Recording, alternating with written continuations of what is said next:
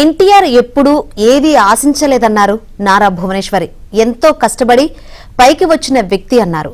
నిరుపేదల భవిష్యత్ కోసం నిరంతరం కష్టపడ్డారన్నారు. కిలో 2 రూపాయలకు బియ్యం, ఆడపిల్లలకు ఆస్తిలో హక్కు కల్పించిన ఘనత ఎన్టీఆర్దేనని భువనేశ్వరి అన్నారు. మన అన్నగారు నందమూరి తారక రామారావు గారు ఆయన ఎప్పుడు ఏమీ ఆశించలేదు. చాలా కష్టపడి ఆయన పైకొచ్చిన మహోన్నత వ్యక్తి. అట్లా ఆయన రాజకీయ రంగాల్లో ఆయన ఏ పదవి ఆశించకుండా ఆయన ప్రజల్లే దేవుళ్ళు, వాళ్ళ కోసం బలహీన వర్గాల కోసం, మన ఆంధ్ర రాష్ట్ర ప్రజల కోసం, వాళ్ళ భవిష్యత్తు కోసం ఆయన రాజకీయ రంగాల్లోకి ఆయన వచ్చారు. అట్లా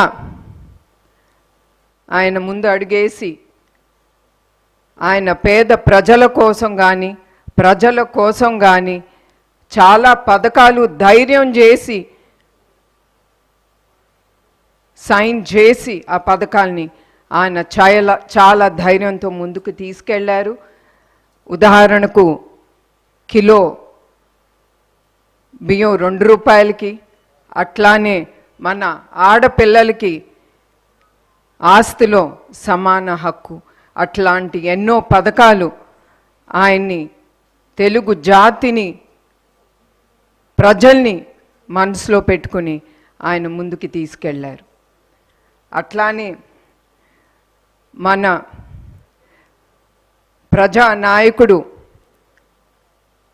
నారా చంద్రబాబు నాయుడు గారు, ఆయన ఎన్టీఆర్ గారి స్ఫూర్తితో, మన అన్నగారి స్ఫూర్తి పెట్టుకుని ఆయన ఎన్టీఆర్ మెమోరియల్ ట్రస్ట్ అనేది ఆయన ప్రజలకి విద్య, వైద్య, ఆరోగ్య అన్ని రంగాల్లో అందుబాటులో ప్రజలకి ఉండాలని ఆయన ఈ ఎన్టీఆర్ మెమోరియల్ ట్రస్ట్ అనేది స్థాపించారు.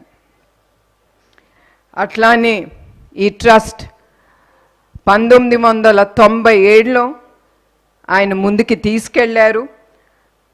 అధికారంలో ఉన్న ఏ ప్రభుత్వం సహాయం తీసుకుండా ఇప్పుడు 28 ఏళ్ళు మా ప్రయాణం ముందుకి.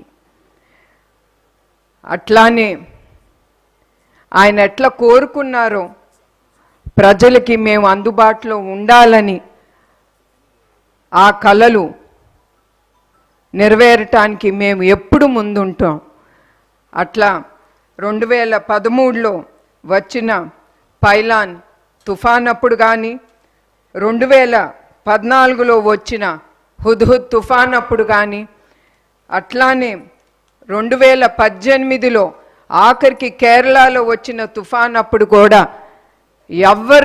ఎవరు మమ్మల్ని పిలవకుండా మా ట్రస్ట్ ముందడుగేసి ప్రజల్ని ఏది కావాలో, ఏ సహాయం వాళ్ళకి కావాలో ఆ సహాయం అందిస్తూ మేము ముందడుగు వేస్తున్నాము.